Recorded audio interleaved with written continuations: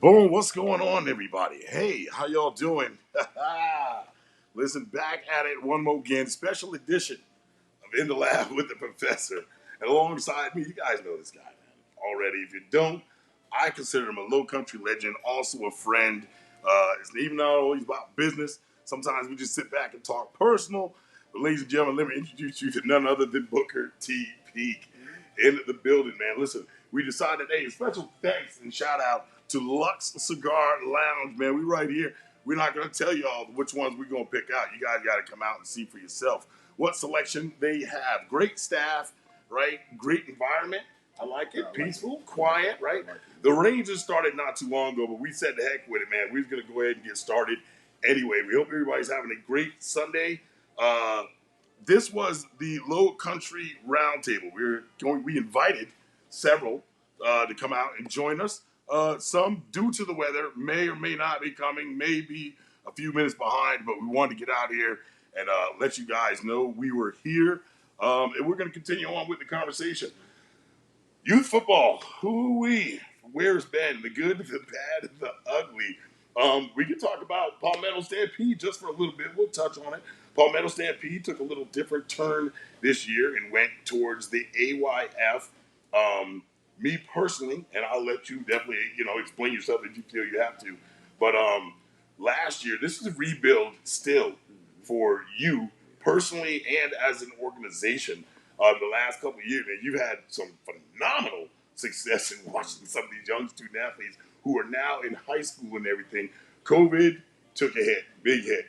A lot of the kids were either on the fence and or going up to high school. So the recruiting process was going to be there for you. You knew that was going to be your recruiting process was going to be harder, but then COVID hit. Now we turn around and we come back after COVID and we're still post COVID, right? Even with that swing going back and forth. How has it been going over there for Palmetto Stampede? There's been an uptick here lately. COVID actually set me back 2 years. Yeah. And then remember in those 2 years, that's when the org boom started down here in the Low Country. Correct. So the 2 years we were not around. We lost a lot of the kids we normally would have. They went to other orgs because we didn't have anything. Right. So when we came back, like that first Gators team, we came back. That's the core of that B team I have. Correct. That's right. And so again, then in that second year, which was last year, we some good things happening. Yeah. So we're still in the midst of a rebuild per se. Right. But the actual development of some of the kids that I've had, even through the past 2 years of me coaching, minimal. I try to step back a little bit. Right. But that's about to change. The development is still there. Right. Some of those, they're now B team kids. They are absolute animals. I witnessed that as much. Right. Between me training them in the weight room, me doing any of the other stuff, the speed training, RBU, and all that good stuff. Right. They develop nicely. Right. So that's the goal right now. Is I'm gonna get a little bit back in the fold a little bit, as far as the coaching goes, and it's gonna pop off. I'm sure it is. I think RBU. Speaking of RBU, it used to be called, if some of you may not remember, Apes Training back in the day, and that was about 3 or 4 years ago. We've been friends for longer than that, but years ago when Apes Training was here before pre-COVID, it was jumping. I liked it. We came out there. We did some videos. I believe we did the In the Trenches. Came out there and visited and see some of the training going on. Is the training booming like the season, like the organization, and like the others are booming? First off, the RBU is a combination of me and Jamie, Coach Ford. Jamie Ford at the factory. Shout out! That is definitely one of the sponsors of the show, the factory. Right, and so so me and him are both from the Goose Creek side, of course. Right. So the years I was coaching youth ball and high school ball, of course, I would coach them youth ball, and then I'd be the first thing they see when they come up to the high school. Right. So we kind of always were familiar with our kids, so we decided to be okay, both of us, are phenomenal uh, position trainers Correct. at that That position. that you are. Jamie also trains speed and strength and and he is definitely a beast. You ever get a chance, go to the factory, right? The Factory Fitness on Facebook. Look them up, right? Tell them Booker sent you. Tell them the professor sent you. Check out Jamie Fordham, Kendrick Robinson, a great staff over there doing their thing. Yeah, and so we kind of, as far as that business side of it, it's coming along. Yeah. The older guys, especially Jamie, works with, because usually how it goes is you get I get the younger ones, right? And it's just always been this way, right? We cool with it. I get the younger ones, build that foundation, and pass them out off, and then when Jamie gets some of the older ones, I still train the ones I've been training since they were 9 or whatever the case may be. Then they kind of stick but with it. That's generally the structure. And we're starting to see a little bit more. So the focus now is in-season training. Right.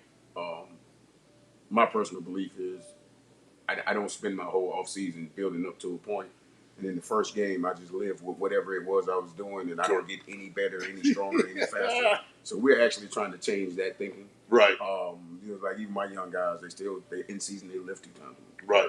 They lift heavy one, so we still speed train, we still do that, but it's trying to get people to understand the importance of skill specific work. Correct. You know what I'm saying? Yeah. If you're a running back, you need to be doing running back foundational stuff. That's it. EDDs is what I used to call them back in the day. It's everyday drills. And get in there and stick with it. I know they're indies, right? But back in the days when youth football, when I was coaching, it was everyday drills. You had your linemen. Everybody would split up, similar to the high school prospect or the schedule. We would split up and then all come back together. Either run your offense on certain days, your defense on other days. All right, let's fast forward a little bit. So now here we are. Youth football has changed, right? Social media, it could be the good, the bad, the ugly, right? Before social media, nobody knew, right? You just got out there, you played, you squared up against that team. If you sent somebody out there to scout, that's what you did. Now, it's a lot different, right? A lot of chatter on social media, a lot of talk. Some know how to take it personal, some don't, and it becomes a big thing. So, game of the weeks and all that stuff get hyped up. Rivalries started and all that thing. When you look at youth football right now, if you were to step back from it and say, I'm just looking at the overall picture of it, how do you think that we're doing when it comes to youth football? Here in South Carolina. Or at least I can say the low country. I know you know a lot from all over, but I think the brands, as far as the competitiveness, is there. For instance, just newly, AYF is small, but it's competitive. Yeah. So you play some big boys, but to Skyflow's credit, there's plenty of competition there too. Plenty of competition there too, and it's like, for me, we kind of OG, so a lot of this stuff I had to learn to embrace. Because it was, you can't, because most kids don't do what you tell them to do just because I say to do it. That doesn't work. It's got to be something behind it. So it got to be something behind it. Honestly, another thing that drives me crazy is the same thing on Friday nights with the advent of social media or the boom of social media, even at a younger age. Some of these kids are more concerned about you taking a picture of them than they are actually winning the game. Yeah. But and me being old school, and you can understand, it used to drive me crazy. But what I did learn, in probably the past six months to a year, you got to adjust. Yeah. You got to adjust. There got to be a media. There got to be an in-between there to where, okay, if you're a dog, you're a dog. Right. You're a dog. Right? Yeah. So there'll be a little bit of leeway there. As long as you do what I'm asking you to do, I give a little bit on that side. Right. And that's what that's where the steps are being taken. Now this is how we're going forward. Even the high school kids I work with. Right. It's the same thing. But those kids are a little bit more. They have a little bit more of an old school foundation. Right. So they like to see themselves. They embrace social media, but they don't mind putting the work in. I believe that a lot of them may have a conception, and don't get me wrong, I think that social media can help or it can hurt, right? Having a good game, of course, you're going to look like a superstar on there, and it can hurt you because heck, you can go left with it. If you have a bad game, then everybody thinks that's how you play, Right. and that's not always the perception. To get out there and watch them, you're absolutely right. When it comes to social media, I mean, we use it as PhD use sports. We use it to our advantage because we want to show everybody, especially here in the Low Country and in the state of South Carolina, period, that we have ballers too. There's always that misconception that kids don't get picked up from South Carolina or kids don't get looked at just because they don't go D1 or go to those bigger schools. They just figure that they don't have it at all. And that's where we as parents gotta kind of adjust. Number one goal should be going to school for free. Right. You know what I'm saying? That part.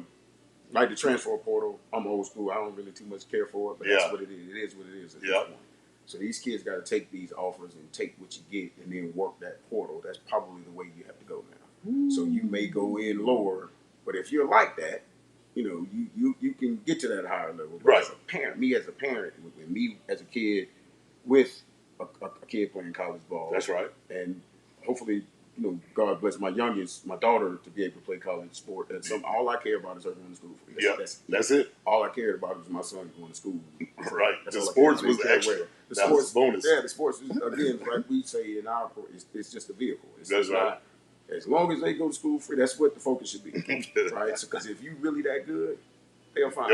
That is but number one. Don't really understand the percentage of high school kids that play college ball. It's not.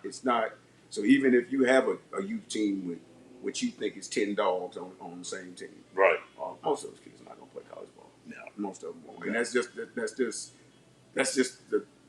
there's more opportunities than there are now. Of course. But as a parent, we have to kind of adjust our expectations as well. Because your 34 kid, right? A lot happens between now, 2023. That's right. And 2034. And so even, that's right, especially when they graduate. So the reality check is, yes, they can be their dogs. I've seen a lot of kids peak out, no pun intended, peak out within that youth football to high school because, like we said, the competition gets a lot stronger, a lot harder.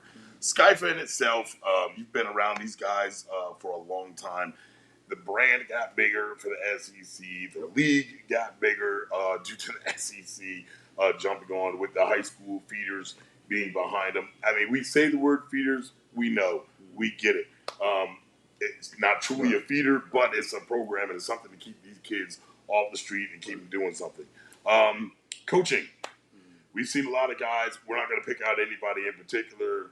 Coaching is there. I think the passion is there. I think some of the knowledge is there, but I think we can go further when it comes to coaching. I'm not saying I'm the best. Of course, I think there's always something everybody can learn and get better at.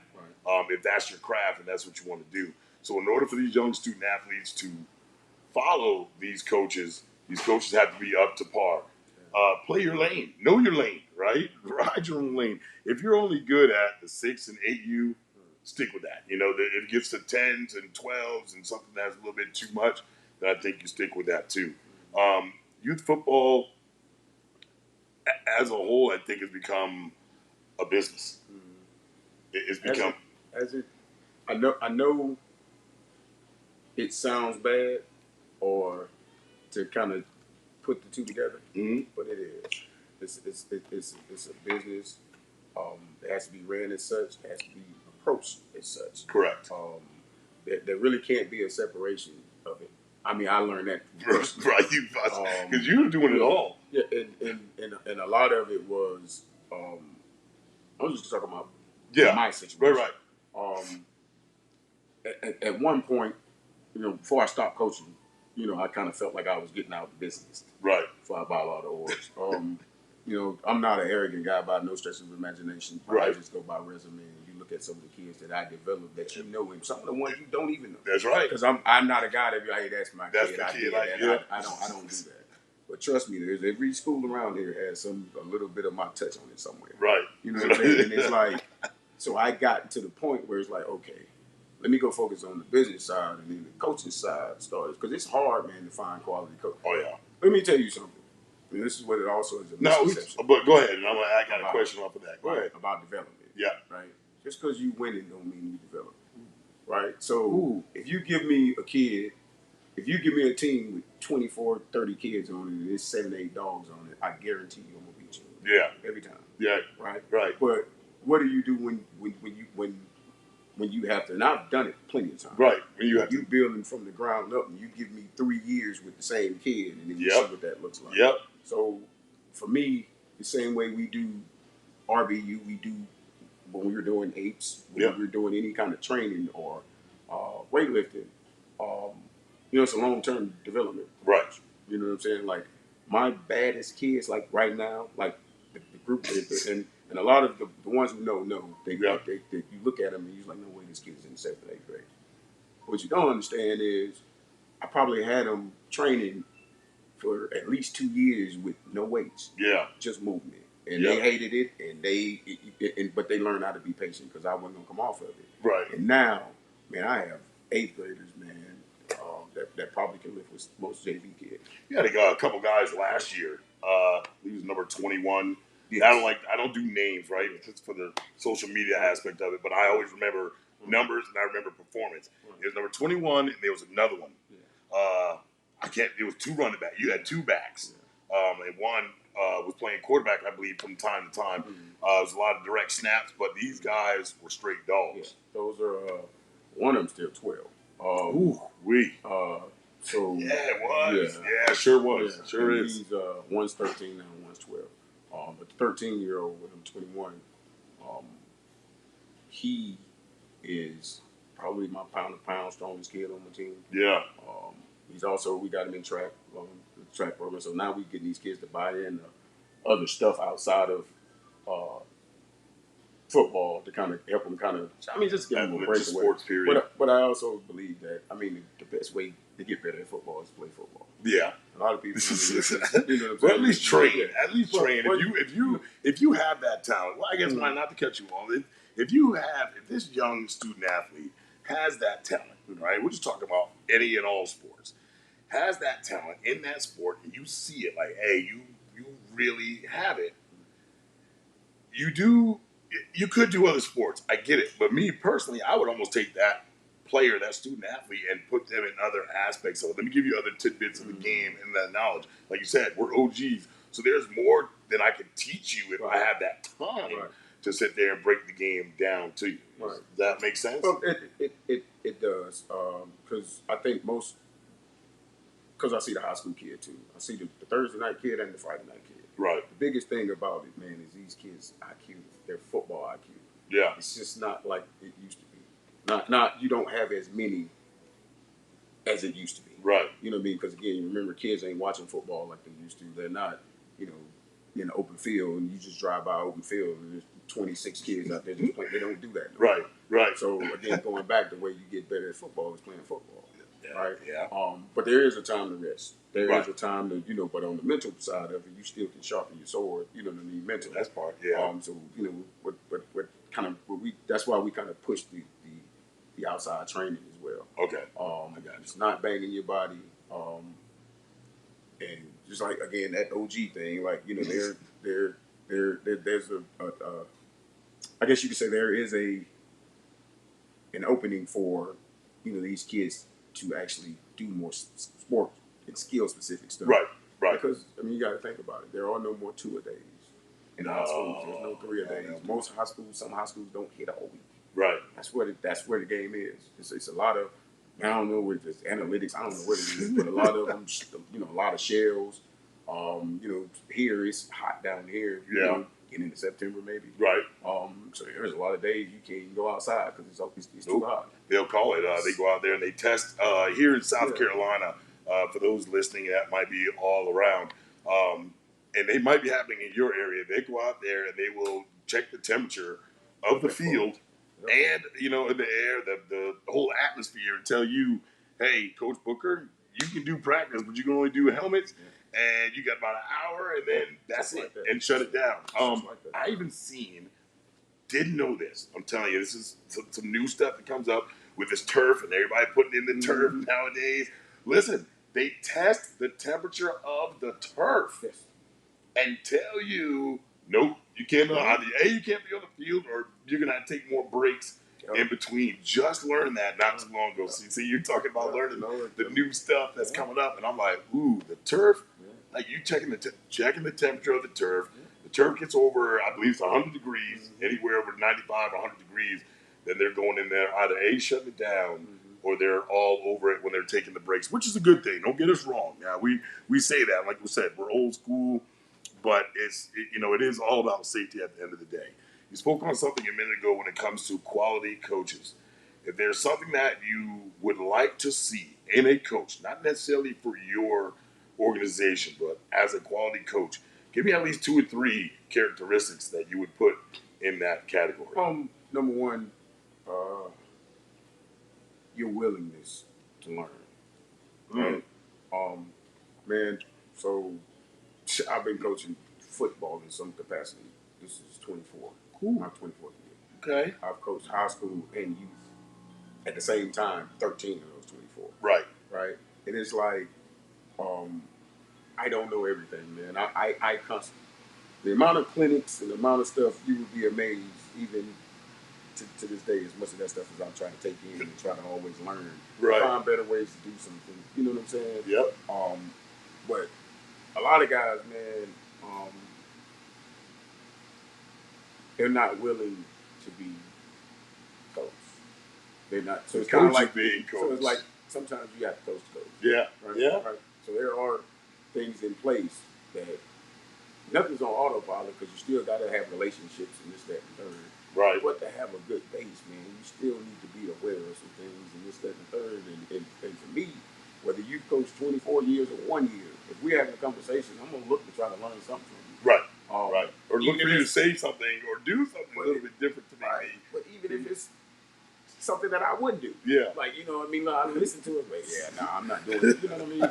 But, it's still an opportunity. Right. And a lot of guys do not embrace that part of They it. have the game. There's always, the game situations always change, regardless, right? The game situation will always change.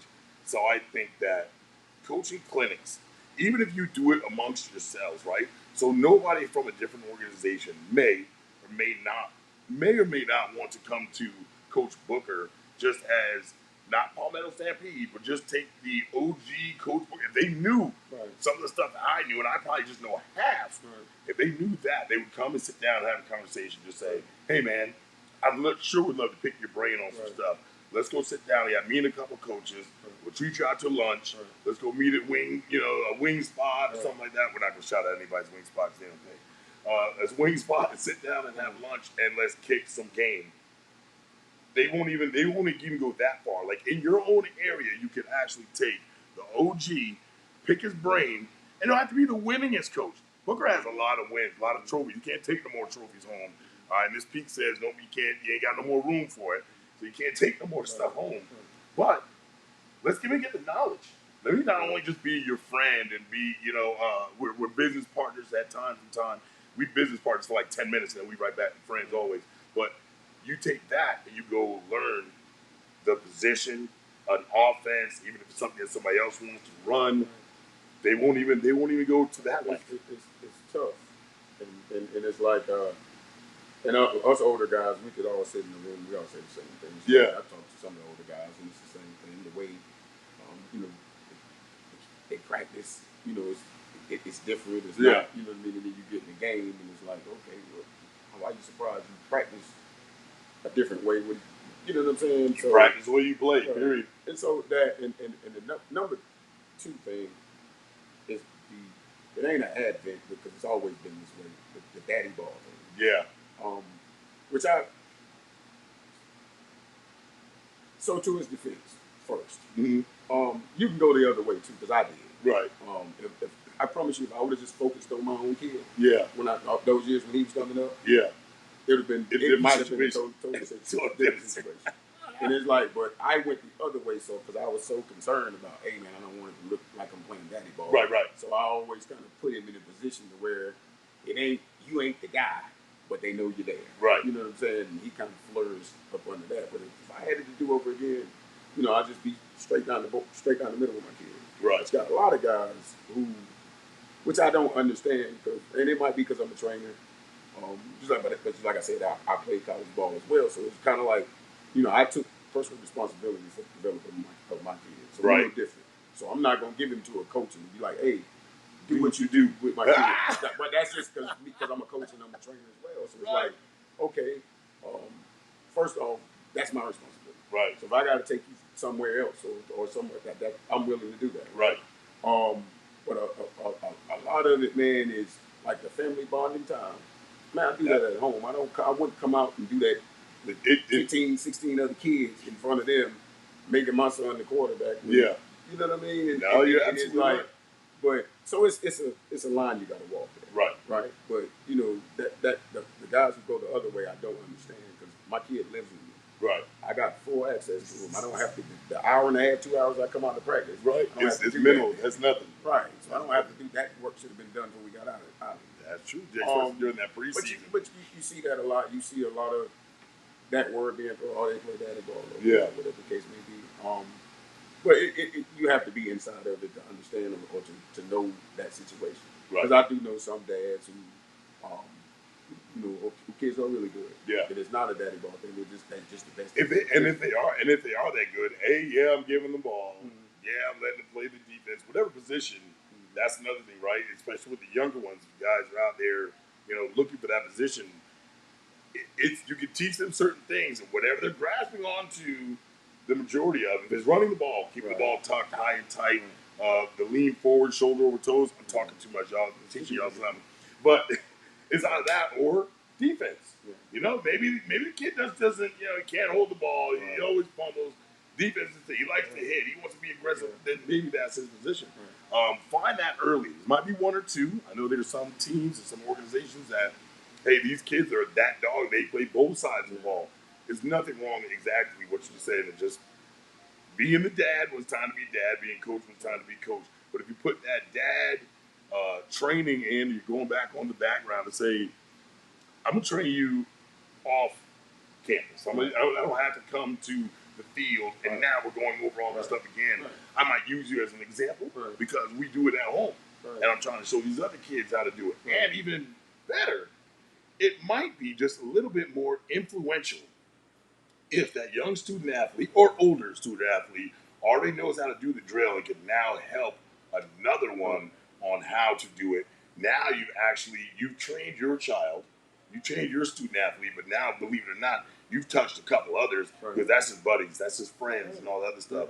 And it's a little bit different when your partner, when your homeboy next to you, your teammate next to you says, "Hey man, no, don't do it like that. Your knees ain't up high enough. Blah, blah, blah. You got to get it like this," and then they go through it. Now your teaching has actually moved on further and touched and went on to more kids. And that should be the goal, man. It should be, the reach one, teach one. Yeah. So that should be the goal. Because, like, for me personally, I don't hang on to kids. Right. I'm naturally, I'm not allowed. I'm not an out front guy. Right. I'm the guy. It's so much stuff I've probably been a part of that a lot of people don't know. Have absolutely no idea. Yep. And I've never said it. I just stand in the background and kind of watch it. That's just my demeanor. Right. But that's because the end goal is trying to get these kids. Again, it's a vehicle, and it might not necessarily be a D1 scholarship. Right. You know what I'm saying?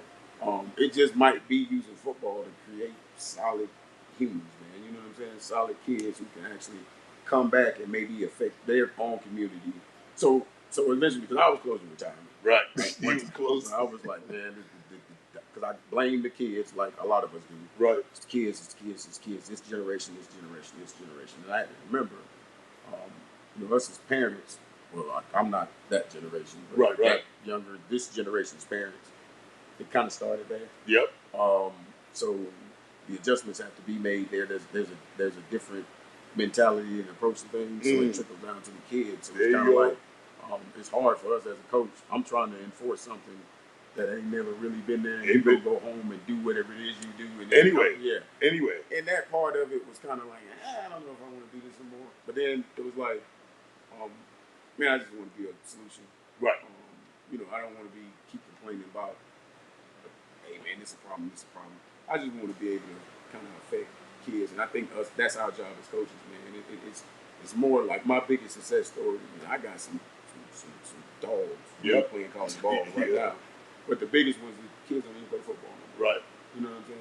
And it's like, that's what you kind of do it for. I know we get lost. I know it's competitive, and we get lost in the wins, the losses. We get lost in the hype of it. Yeah, of it all. That's the hype. Like I said, I have never seen many like back and forth on social media between kids. Right. It's always parents. Yeah. It's always coaches. You know what I'm saying? It's like the kids literally, and we be, adults be about to come to blows. Oh yeah. Look over at the kids over there, they over there playing, and you know what I'm saying? Back behind Goose Creek bleachers. Yeah. But you could probably, I know I've seen it several times. Jessica Hood, shout out to Hood, J Hood Photography, has taken pictures where, it's almost been fisticuffs, and that's another part. That's a whole different story. But fisticuffs almost coming to the field to where after, it's like nothing ever happened. And I can look out of the booth, look back behind it, look down, and see about 10 to 15 jerseys, all different orbs, all different kids, all different races, all different ages, sitting right there playing like nothing just happened out on that field or something negative didn't happen out on that field. So that leads us to believe who's to blame, like where are we doing it at? So you spoke about something that we were definitely going to talk about. The parents buying into what you're trying to teach. You're absolutely right. But if they're not teaching that at home, right. We're talking about discipline. Right. We're talking about respect. I tell young student athletes all the time, will come up in the booth, and a young man came to me yesterday. It was every other word was bro, and I waited for him to finish the sentence. I said, listen, I am this old. I have kids like older than you, one just younger, but I think I've earned my respect enough for you to call me sir. Right? You call me the professor. A lot of kids, you know me by the professor and all that stuff. You might not know my real name, and that's cool too. But it's not that. It's sir, hey professor, hey anything like that. I'll take that. We're trying to now, and I say we because I'm right PhD youth sports. Yeah, Will, I had to bring Booker in, man. Come on, man. You already know. You already know. Will Dutton and another young coach right there. Feel it. He's getting it. And I can't wait to watch him grow more and more over there at Fort. But Will Dutton, 6U. Huh? He's with me. That's what? Yeah, he's one of the 9 coaches. Oh man, that Will. Oh my goodness. Yeah. Coming into. Hold on, that's from. Oh, we'll talk about that. Yeah. Okay. Mm-hmm. Wrong, Will. I apologize, Will. I apologize. So we're trying to teach them. One way, right? Well, we expect one thing, but they're coming from something different.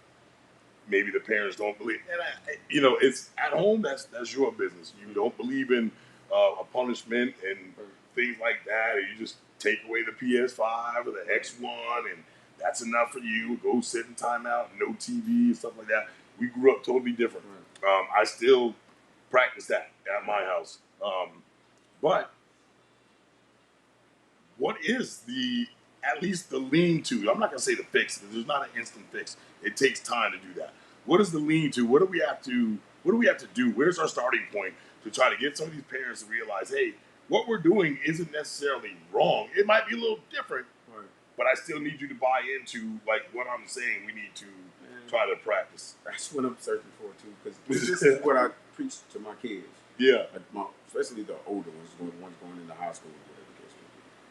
I get that it's a different generation. I get it's different now. When you go in the real world, you're still dealing with people our age. Yeah. You know what I'm saying? So your boss probably going to be somebody my age. Right. Or your age. You know what I'm saying? Right. And we still have these principles and things. And just because... So I try to get my kids to operate in where your feet are. Right. Be where your feet at, right? So I know you going to bro. I know you don't talk like that. Right. But it's a time and place for everything. right? So I try to do a better job of getting them to recognize the setting that they're in, so they adjust accordingly. There you go. Right. So absolutely, in my day job, I've interviewed kids for jobs, and it's amazing, man. The yes sirs and the no sirs amongst like there might be a panel of us, and they're like, yeah, that's a polite kid, and it's something that we grew up and it was normal. Oh yeah, that was so now we kind of get your attention a little bit to where, oh man, this kid actually got a nice little base on him. He yes sir and no sir, and you know what I'm saying. He's dressed accordingly. He's sitting up straight. You know what I mean. He's looking you in the eye. Things is the little stuff. You know That's correct. And we hire kids just based on the body language and the speech.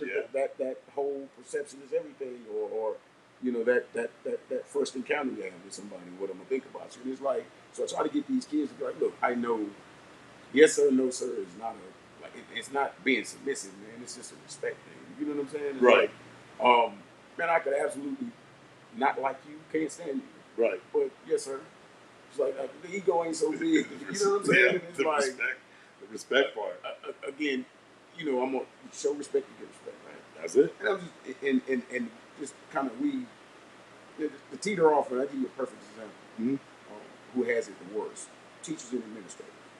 Because I'll be in classrooms because I had to check on some of the kids. I'm still old school like that. I'll go sit in the class. And it's like, there you go. But I've been in schools and been in the lobby, man, 5 minutes. And the amount of stuff that you hear and see in 5 minutes, I'm talking about between parents coming up there raising Cain, or whatever it is, you would be amazed that you can get anything done in school. Right. And it kind of starts. It does start at home. Right. Like we've gotten to a point now that we kind of kick them off on somebody else. Like that's my response. Like you take them to practice, and it's up to me to raise your kid. It's I'm gonna do everything I can in those 2 hours or hour and a half, whatever it is. I can't. Like it worked best when we were reinforcing stuff at home. That's when back in those days, right?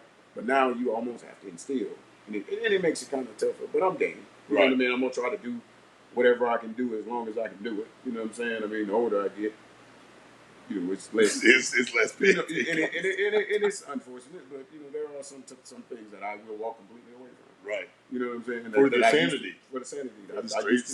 Listen. I ain't arguing with nobody. I ain't arguing with nobody. Like I've given too much time, sweat, money, energy over 24 years. Yeah. I ain't gonna argue with you about nothing. No. He's just saying, hey man, just that's how you feel, man. Kick rocks. Yeah. I mean, there's no sense in doing it. I totally understand. What's going on? Who is that? Sister Got Drip? Oh, you're watching on YouTube. Appreciate you. Sister Got Drip. Oh, I thought that said Sister Saya Got Drip. Guess that's how it is. What's going on, man? What's going on? Doing all right? Everybody's doing well, man. Appreciate you watching via YouTube.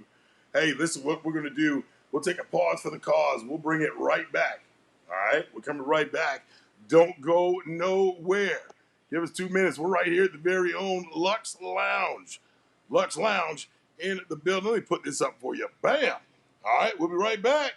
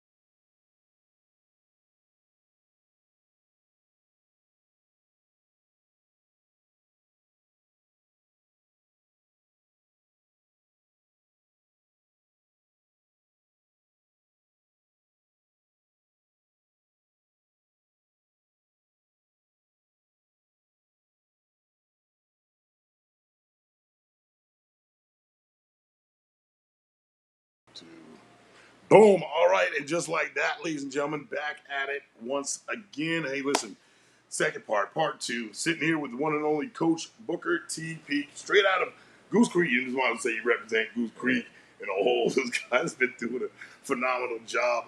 We linked up last Thursday, saw some B team action. The weather, okay. So let me tell you, I'm going to represent and say it from me. All right, PhDU Sports says, I get it with the 10 mile radius that they have about lightning and things like that. This is South Carolina. I know it doesn't have to be raining for lightning to strike. Okay, but 8 miles, I think it's still far away. All right, it's a 10 mile.